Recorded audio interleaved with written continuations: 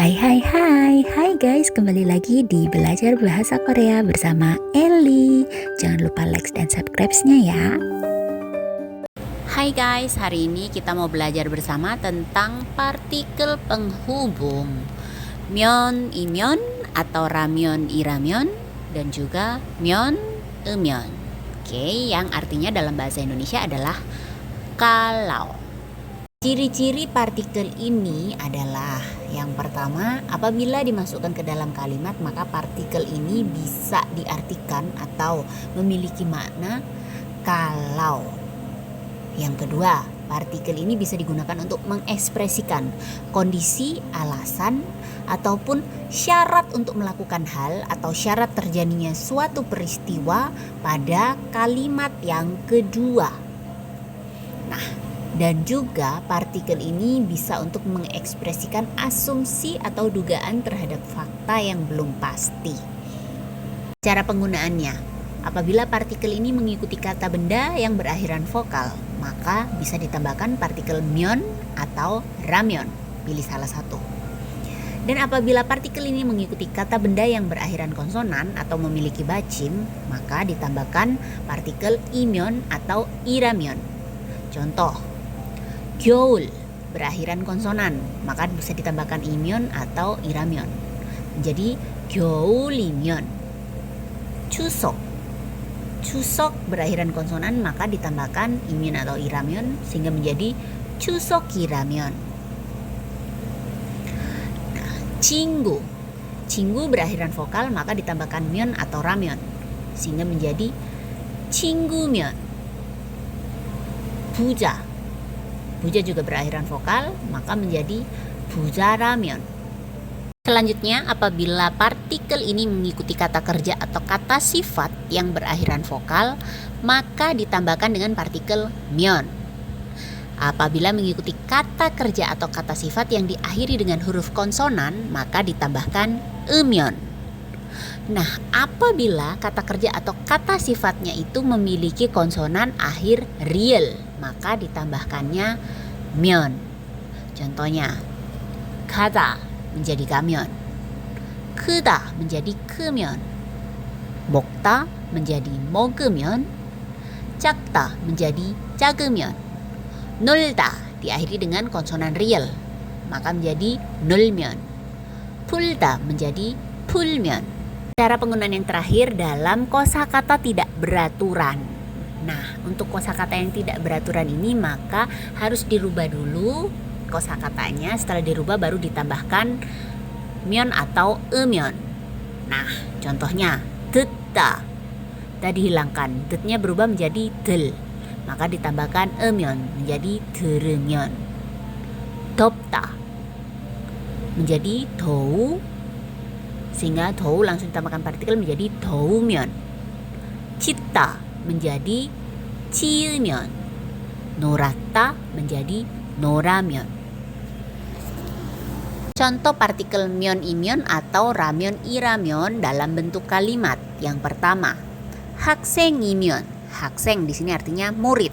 Kata benda dengan akhiran konsonan maka ditambahkan partikel imyeon artinya kalau. 열심히 artinya giat atau rajin atau tekun. 공부해야 해요. 공부하다 artinya belajar, ditambah dengan partikel aoyoya heo yang artinya harus, maka menjadi 공부해야 해요. Sehingga kalimat 학생이면 열심히 공부해야 해요. Bila diartikan dalam bahasa Indonesia artinya kalau seorang murid harus belajar giat. Nah, jikalau kamu seorang murid harus belajar dengan giat begitu. Contoh yang kedua, 내가 na ditambah dengan partikel subjek ga sehingga menjadi 내가 artinya aku. 새라면, 새 artinya burung. Kata benda dengan akhiran vokal maka ditambah ramyeon artinya kalau. 너한테, no artinya kamu, 한테 kepada, 날아갈 거야. Nah, ini bentuk kalimat akan datang. Nah, 날아가다 artinya terbang pergi. Ditambah el koya, real koya, artinya akan. Ini merupakan akan bentuk banmal ya. Sama dengan el koyeyo. Jadi real koya gitu. Sehingga kalimat ini nega sera면 nohante nara 갈 거야 bila diartikan dalam bahasa Indonesia bisa berarti kalau aku di sini sebagai subjeknya seekor burung aku akan terbang kepadamu. Nah, ini contoh kalimat yang berandai-andai ya. Berandai-andai gitu. Selanjutnya contoh partikel myon atau amyon bila digunakan dalam bentuk kalimat.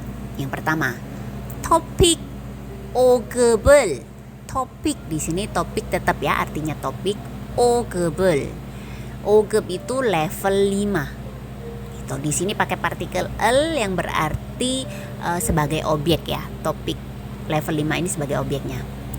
Tamyon, ta itu mendapatkan gitu. Bisa diartikan mendapatkan di sini. Karena berakhiran vokal maka ditambahkan myon artinya kalau. 장학금을. 장학금을. 장학금 artinya beasiswa. Di sini juga objek ya karena pakai partikel objek. 받을 수 있어요. 받다 artinya terima atau menerima, ditambahkan partikel el su itta yang artinya bisa sehingga menjadi 받을 수 있어요. Nah, sehingga kalimat topik 오급을 따면 장학금을 받을 수 있어요. Bila diartikan dalam bahasa Indonesia menjadi kalau mendapat topik level 5 bisa mendapat atau menerima beasiswa. Nah, di sini sebagai syarat ya, syaratnya ingin mendapatkan beasiswa maka harus mendapatkan topik level 5 gitu. Ujian topiknya harus level 5 begitu. Contoh yang kedua, 날씨가. 날씨 di sini sebagai subjek ya. Artinya cuaca. 좋으면 좋다 bisa diartikan bagus. Diakhiri dengan konsonan maka tambahnya 으면 artinya kalau. 산책하자. 산책하다 artinya jalan-jalan. Ja di sini merupakan partikel ajakan bentuk banmal atau informal ya, tidak formal. Sehingga menjadi 산책하자 ajakannya. Nah, kalimat 날씨가 좋으면 산책하자.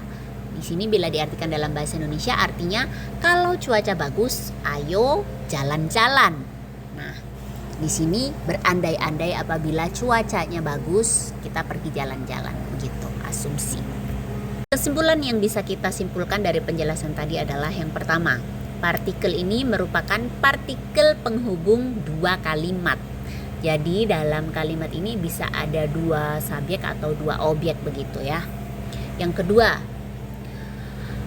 partikel ini mengikuti kata kerja atau kata sifat dan juga kata benda. Jadi dia bisa mengikuti kata apa saja.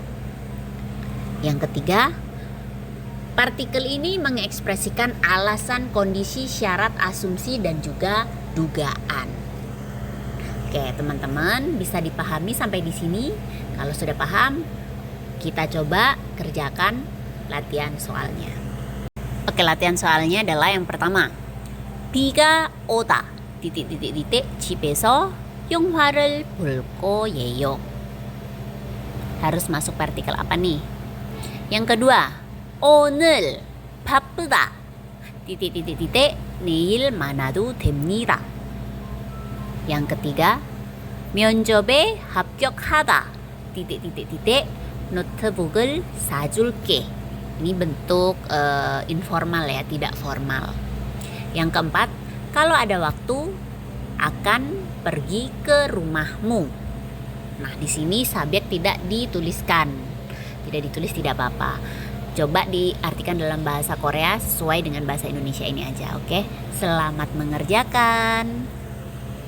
Ditunggu juga untuk kritik, saran, dan jawabannya di kolom komentar ya guys. Bye-bye.